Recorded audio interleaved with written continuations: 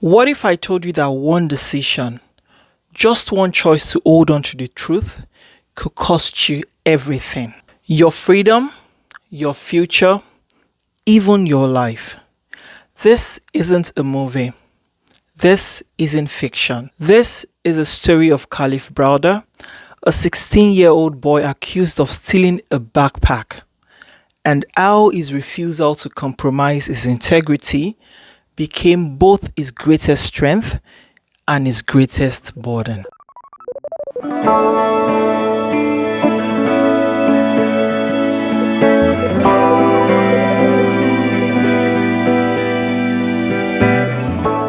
Hi everyone, my name is Remilekun Idowu and welcome back to our storytelling channel where real life stories meet life lessons of faith, courage and hope. To my returning family, thank you for riding with me, and to my new viewers, you are in the right place. But before we dive in, tap subscribe, like, share and comment. It helps this community grow and flood the internet with stories of light. And don't forget to check the playlist above your screen to catch the powerful stories you may have missed. Now, let's step into the story of Kalief Browder, the boy who held onto the truth even when it cost him everything. But before we begin, I must warn us ahead.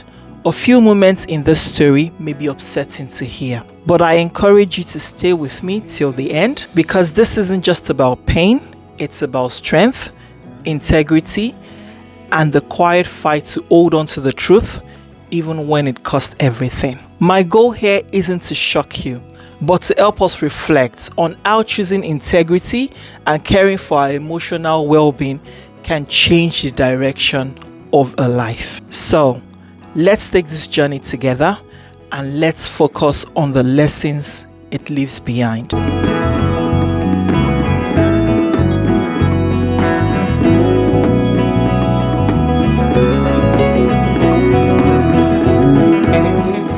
It was May 2010, Bronx, New York.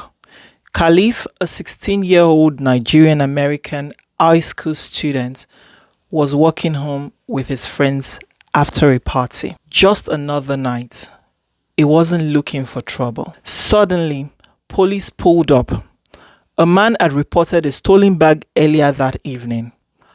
A bag with a camera, some cash, and a credit card. The victim pointed at Kalief and said, "That's him." No investigation, no evidence, no proof. In seconds, handcuffs dug into Kalief's wrist. He tried to explain, "I didn't steal anything. I don't even know what you're talking about." But the words meant nothing. At the station, they told him he was being charged with robbery, grand larceny, and assault. Imagine this. At 16, you're locked in a room with adults, accused of crime you never committed, and your voice feels invincible. Here is where everything could have ended. Kalief could have gone home that night if his family could afford bail. The price was $3,000. But for Kalief's struggling family, $3,000 wasn't just money. It was impossible. So while other kids his age woke up for school the next morning, Kalief woke up behind bars. And he made a choice. He refused to lie, refused to plead guilty just to go home. And that one decision became the weight he carried for years. They sent Kalief to Rikers Island, one of the toughest jails in America. Remember, he was just 16. He was surrounded by grown men, gangs, violence, and chaos. Days turned into weeks, weeks into months. Court dates kept getting pushed. Witnesses disappeared. The victim went back to Mexico. There was no case, no real evidence, but still no trial. And inside, Kalief suffered. He was beaten by other inmates.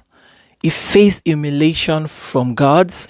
He wrote letters saying, "I feel like I'm being buried alive." But when prosecutors offered him deals, plead guilty and you can go home, Kalief said no. His words, I won't say I did something I didn't. At 16, 17, 18, in a place designed to break him, Kalief still chose integrity. Then came the darkest chapter, solitary confinement. 6 feet wide, 8 feet long, no windows, no fresh air. 2 years of his young life spent almost entirely alone. Psychologists say solitude like that rewrites the mind.